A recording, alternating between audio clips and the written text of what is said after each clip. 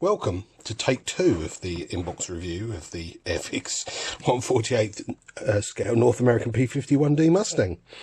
It's been a long time since I've done a video, and to be honest, with the disaster I had with the first one, I'm beginning to understand why. But okay, we're going to try again, see if we can get this done. So this inbox of Airfix is P51. Lovely box art. I mean, we all know Airfix usually do good box art, but I particularly like this one. You've got some action going on. You've got the B17 down the bottom here, and the 190 in the sort of background. So nice action sequence, which is good. Cartograph decals. So that's cartograph decals down here. That's good news. We know we're going to hopefully have some good decals here. 2 marking options. Nice colourful noses. There's the information, 2 club hours, flying hours. You've got the paints required, skill 2, so it should be a relatively straightforward build. And our kit number of A05138. Okay, so let's get in the box. The bags are already opened because, as I say, this is my second attempt.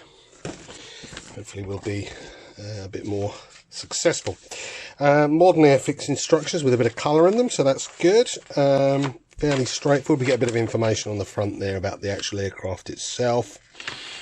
Usual sort of stuff, assembly icon instructions, and then we go pretty much straight into the build. It's pretty much a standard affair here. We're starting with the seat. We then go into the cockpit, go through the cockpit, instrument panel. We've got a decal for the instrument panel, which hopefully will be nice. We then go through the sort of radiator intake here, going on to the bottom. Looks like we've got the rear wheel section going on, all in this sort of centre piece that will fit inside the 2 fuselage halves. Some nice console detail, which looks good here. We've got there's some decals here by the looks of things for sort of the placards, which is good. Different tail options for I believe there's different tail options for the different versions. I don't pretend to be a P51 expert, but I believe that's why the insert's there, so they can use the same mould for the different versions.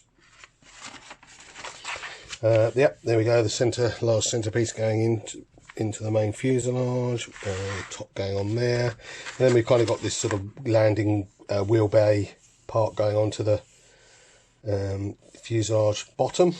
Obviously drill out some holes for different type of tanks.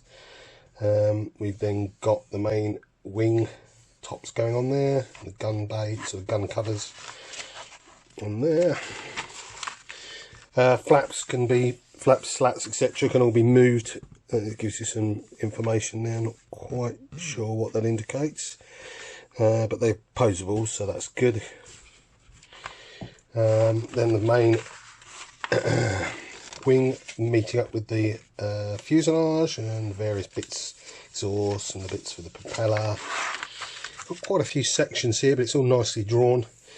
Going through stabilizers, the tail, option to have it either retracted or lowered landing gear, so that's good.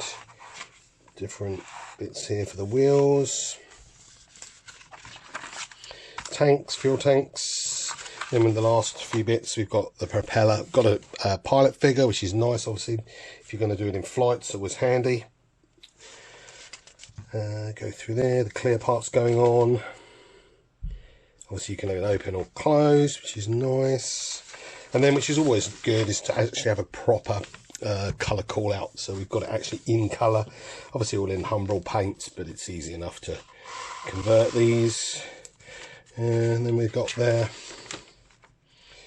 the other one there, so nice, both in England, so that's good. Excellent. Right, and then we've got stencil diagram here, position. Again, like most sort of Second World War aircraft, we've got quite a few, but not it's not going to take weeks to get all the stencils on like some of the more modern jet aircraft. Let's get these. So originally the parts came all in one sprue with the clear parts in that, all the bits were in one bag, not sprue, the clear parts in a separate bag, but still in that one main bag. I'm going to go through the decals first, because these are lovely. Really nice, really sharp, what we'd expect from Cartograph, really. But I like these ones better than some of the others. They're not so matte, they're a little more glossy. You have got the sort of D-Day stripes if you so wish to use the decals. Maybe better to paint them on, but that's a decision for you. All the little stencil data looks pretty good. Yeah, that's good. That's a lovely looking decal sheet. I'm going to add a little bit of extra light, might just help with these bits. Let's go for the clear parts, as they happen to be on the top here. Really nice, actually. I don't know how well you can see that, but there's not too much distortion in those clear parts. We've got 3 canopy types. I'm not quite sure what the difference is. They all look or appear to look the same, but I'm sure there is a difference. But they're good, nice and clear. A little tail insert there on a separate sprue, I guess, for the different versions. Airfix would just supply this small sprue for the different versions, maybe. Nice parts, crisp recessed panel lines. Nothing too untoward with that. Then we've got the sort of main sprue, if you like, with all the little bits and pieces. As you can see, you've got a couple of different wheel types there. You've got a smooth wheel, and then this sort of treaded pattern. And then it's all little bits and pieces really there. Let's go through. Looks like you've got a bomb option there as well, which I don't think this one uses. Quite nice detail there on the back padding of the seat. Built-in seat belts, which actually don't look too bad. We've got a nice instrument panel there. Actually, if you didn't want to use the decal, you could probably paint that up. All these parts are nice and clean. There's no flash that I can see there or anything untoward. Got some general nice detail on these radiators. Didn't seem to be any horrible injection pin marks and anywhere there shouldn't. These are the bits and pieces. All looks pretty good. Then we've got the various flaps, horizontal stabilizers, the pilot. He doesn't look too bad. Some nice detail here. No ugly injection pin marks by the looks of things to clean up, although I don't know if they're injection pin marks at the front there or supposed to be there. Propeller looks good, well moulded. No horrible sink marks. No, another clean, nice sprue there. Then we've got our side panels for the fuselage, cockpit area. Nice. Some really nice detail actually here on these wheel bay flaps. Very nice. Again, that's the underside. There's quite a lot of riveting on there. But again, it's all recessed. Don't think there's anything raised on here. It's all recessed riveting.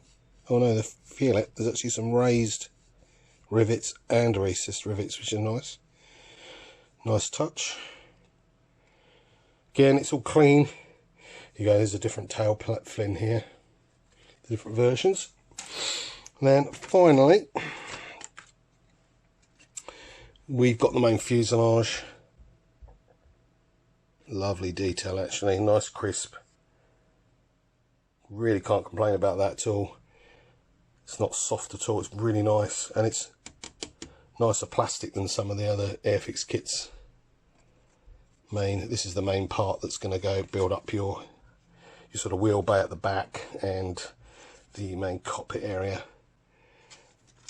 Tanks, again, they're all really nicely detailed. I'm very, very impressed with that actually. And again, it's all flash free. Doesn't look like, I mean, obviously there are lots of injection pin marks here, but you're not going to see them. You've got the side wheels that are going to cover all that up, so no real dramas there. So well done Airfix, that looks like a good kit, and let's hope this video is better than the last one and I can upload it successfully. Thank you for watching.